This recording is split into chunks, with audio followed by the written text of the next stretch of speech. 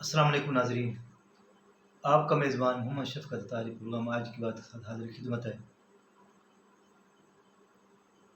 ناظرین، بادشاہ کا موڈ بہت اچھا تھا۔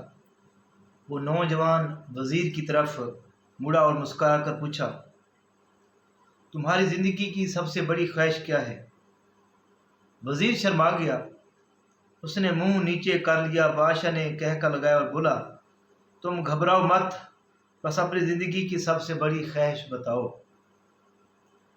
وزیر گھٹنوں پر جھکا اور عاجزی سے بولا، حضور آپ دنیا کی خوبصورت ترین سلطنت کے مالک ہیں۔ میں جب یہ سلطنت دیکھتا ہوں تو میرے دل میں خواہش پیدا ہوتی ہے کہ اگر اس کا 10واں حصہ میرا ہوتا تو میں دنیا کا خوش نصیب انسان ہوتا۔ وزیر خاموش ہو جاتا ہے۔ بادشاہ نے کہکا لگایا اور بولا، میں اگر اپنی آدھی سلطنت تمہیں دے دوں تو؟ وزیر نے گھبرا کر اوپر دیکھا اور عاجزی سے بولا، بادشاہ سلامت، یہ کیسے ممکن ہے؟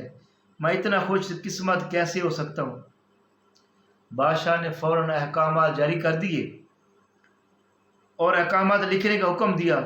بادشاہ نے پہلے حکم کے ذریعے اپنی آدھی سلطنت نوجوان وزیر کے حوالے کرنے کا فرمان جاری کر دیا۔ دوسرے حکم میں بادشاہ نے وزیر کا سر قلم کرنے کا آرڈر بھی دے دیا۔ وزیر دونوں احکامات پر حیران رہ گیا۔ بادشاہ نے احکامات پر مہر لگائی اور وزیر کی آنکھوں میں آنکھیں ڈال کر بولا، تمہارے پاس 30 دن ہیں۔ تم نے ان 30 دنوں میں صرف 3 سوالوں کے جوابات ڈھونڈنے ہیں۔ تم کامیاب ہو گئے تو میرا دوسرا حکم منسوخ ہو جائے گا، یعنی تمہیں پھانسی کا آرڈر وہ ختم کر دوں گا، اور اس کے بدل میں باقی تمہیں آدھی سلطنت مل جائے گی۔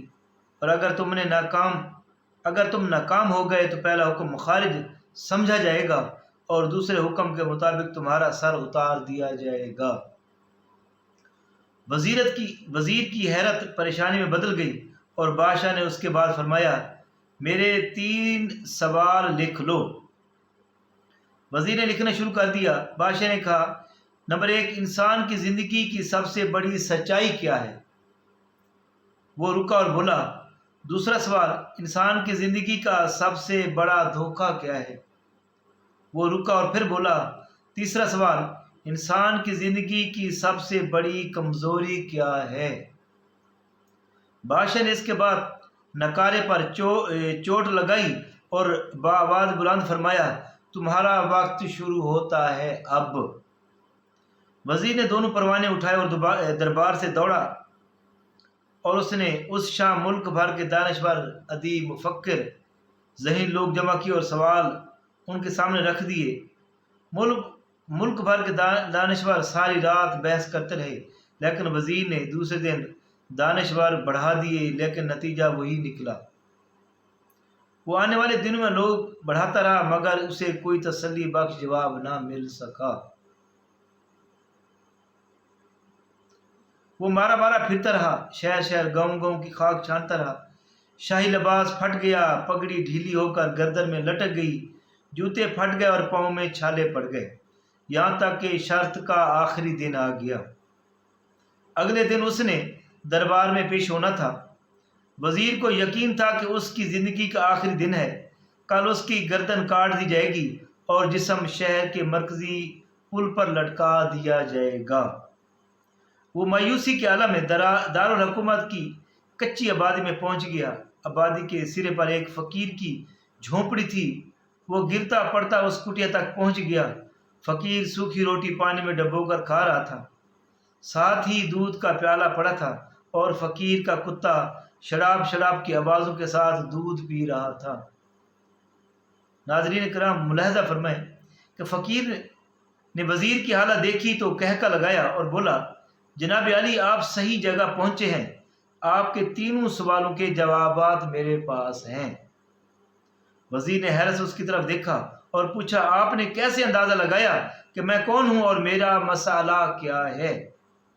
فقیر نے سوکھی روٹی کے ٹکڑے چھابے میں رکھے، مسکرایا، اپنا بوریا اٹھایا اور وزیر سے کہا، یہ دیکھیے آپ کو بات سمجھ آ جائے گی۔ وزیر نے جھوک کر دیکھا تو بوریے کے نیچے شاہی خلعت بچھی تھی۔ یہ وہ لباس تھا جو بادشاہ نے اپنے قریب ترین وزراء کو عنایت کرتا تھا۔ فقیر نے کہا جناب عالی، میں بھی اسی سلطنت کا وزیر ہوتا تھا، میں بھی ایک بار آپ کی طرح بادشاہ سے شرط لگانے کی غلطی کر لی تھی اور نتیجہ آپ خود دیکھ لیجئے۔ فقیر نے اس کے بعد سوکھی روٹی کا ٹکڑا اٹھایا اور دوبارہ پانی میں ڈبو کر کھانے لگا۔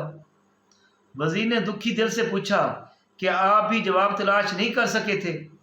تو فقیر نے کہہ لگایا اور جواب دیا، میرا کیس آپ سے مختلف تھا، میں نے جواب ڈھونڈ لیے تھے، میں نے بادشاہ کو جواب بتائے، آدھی سلطنت کا پروانہ پھاڑا، بادشاہ کو سلام کیا اور اس کٹیا میں آ کر بیٹھ گیا۔ میں اور میرا کتا دونوں مطمئن زندگی گزار رہے ہیں۔ اللہ اکبر! وزیر کی حیرت بڑھ گئی، لیکن یہ سابق وزیر کی حماقت کے تجزیے کا وقت نہیں تھا، جواب معلوم کرنے کی گھڑی تھی۔ چنانچہ وزیر اینکر پرسن بننے کی بجائے فریادی بن گیا اور اس نے فقیر سے پوچھا کہ آپ مجھے سوالوں کے جواب دے سکتے ہیں؟ تو فقیر نے کہا ہاں، اور اس نے گردن ہلا کر جواب دیا، میں پہلے 2 سوالوں کا جواب مفت دوں گا، لیکن تیسرے جواب کے لیے تمہیں قیمت ادا کرنا ہوگی۔ وزیر کے پاس شرط ماننے کے سوا کوئی آپشن نہیں تھا، اس نے فوراً ہاں میں گردن ہلا دی۔ فقیر بولا، دنیا کی سب سے بڑی سچائی موت ہے، انسان کوئی بھی ہو، کچھ بھی ہو، اس سچائی سے نہیں بچ سکتا۔ اللہ اکبر! وہ رکا اور بولا، انسان کی زندگی کا سب سے بڑا دھوکہ زندگی ہے، ہم میں سے ہر شخص زندگی کو دائمی سمجھ کر اس کے دھوکے میں آ جاتا ہے۔ فقیر کے دونوں جواب ناقابل تردید تھے۔ وزیر سرشار ہو گیا اور اس نے اب تیسرے جواب کے لیے فقیر سے شرط پوچھی تو فقیر نے کہہ لگایا، کتے کے سامنے سے دودھ کا پیالہ اٹھایا، وزیر کے ہاتھ میں دے دیا اور کہا، میں آپ کو تیسرے سوال کا جواب اس وقت تک نہیں بتاؤں گا جب تک آپ یہ دودھ پی نہیں لیتے۔ اللہ اکبر! وزیر کے ماتھے پر پسینہ آ گیا اور اس نے نفرت سے پیالہ زمین پر رکھ دیا۔ وہ کسی قیمت پر کتے کا جھوٹا دودھ نہیں پینا چاہتا تھا۔ فقیر نے کندھے اچکائے اور کہا، تمہارے پاس اب 2 راستے ہیں، تم انکار کر دو اور شاہی جلاد کل تمہارا سر اتار دیں گے، یا پھر تم یہ آدھا پاؤ دودھ پی جاؤ اور تمہاری جان بھی بچ جائے گی اور تم آدھی سلطنت کے مالک بھی بن جاؤ گے، فیصلہ بہرحال تم نے کرنا ہے۔ وزیر مخمسے میں پھنس گیا، ایک طرف زندگی اور آدھی سلطنت تھی اور دوسری طرف کتے کا جھوٹا دودھ۔ وہ سوچتا رہا یہاں تک کہ جان اور مال جیت گیا اور سیلف رسپیکٹ ہار گئی۔ توجہ کریں کہ سوچتا رہا یہاں تک کہ جان اور مال جیت گیا اور سیلف رسپیکٹ ہار گئی۔ وزیر نے پیالہ اٹھایا اور ایک ہی سانس میں دودھ پی گیا۔ اللہ اکبر! فقیر نے کہہ لگایا اور بولا، میرے بچے، انسان کی سب سے بڑی کمزوری غرض ہوتی ہے، یہ اس کتے کا جھوٹا دودھ تک پینے پر مجبور کر دیتی ہے، اور وہ یہ سچ ہے جس نے مجھے سلطنت کا پروانہ پھاڑ کر اس کٹیا میں بیٹھنے پر مجبور کر دیا۔ میں جان گیا تھا میں جوں زندگی کے دھوکے میں آؤں گا، میں موت کی سچائی کو فراموش کرتا جاؤں گا، اور میں موت کو جتنا فراموش کرتا رہوں گا میں اتنا ہی غرض کی دلدل میں پھنستا جاؤں گا، اور مجھے روز اس دلدل میں سانس لینے کے لیے غرض کا غلیظ دودھ پینا پڑے گا۔ لہذا میرا مشورہ ہے، زندگی کی ان تینوں حقیقتوں کو جان لو، تمہاری زندگی اچھی گزرے گی۔ وزیر خجالت، شرمندگی اور خود ترسی کا تحفہ لے کر فقیر کی کٹیا سے نکلا اور محل کی طرف چل پڑا۔ وہ جوں محل کے قریب پہنچ رہا تھا، اس کے احساس شرمندگی میں اضافہ ہو رہا تھا، اس کے اندر ذلت کا احساس بڑھ رہا تھا۔ وہ اس احساس کے ساتھ محل کے دروازے پر پہنچا، اس کے سینے میں خوفناک ٹیس اٹھی، وہ گھوڑے سے گرا اور لمبی ہچکی لی اور اس کی روح کفہ سے انصری سے پرواز کر گئی، یعنی وہ اس دنیا سے تشریف لے گئے۔ ہمیں کسی دن کسی ٹھنڈی جگہ پر بیٹھ کر زندگی کے ان بنیادی سوالوں پر ضرور غور کرنا چاہیے۔ ہمیں یہ سوچنا چاہیے کہ ہم لوگ کہیں زندگی کے دھوکے میں آ کر غرض کے پیچھے تو نہیں بھاگ رہے، ہم لوگ کہیں موت کو فراموش تو نہیں کر رہے، ہم کہیں اس کہانی کے وزیر تو نہیں بن گئے۔ مجھے یقین ہے ہم لوگوں نے جس دن یہ سوچ لیا اس دن ہم غرض کی اس غلیظ پیالوں سے بالا تر ہو جائیں گے۔ اللہ اکبر۔ ناظرین کرام، آپ نے دیکھا کس طرح بادشاہ کے 3 سوال اور اس کا جواب، اور اس کے بدلے میں وہ وزیر جو آدھی سلطنت کا مالک بننا چاہ رہا تھا اور اپنی جان بھی گنوا بیٹھا، غلیظ دودھ بھی پی بیٹھا، اور بدلے میں جب اس کو احساس ہوا، اسے شرمندگی محسوس ہوئی اور اپنی شرمندگی کے اندر ہی وہ ڈوب مرا، اور ساتھ ہی اس کی روح اس دنیا سے چلی گئی اور اللہ کو پیارا ہو گیا۔ ناظرین کرام، ہمیں بھی سوچنا ہوگا کہ ہم دنیا کے دھوکے اور اس کے علاوہ دنیا کے دھوکے اور موت کو فراموش کر رہے تو نہیں ہیں۔ ہمیں دنیا کے دھوکے اور موت کو فراموش کرنے سے دور رہنا ہوگا۔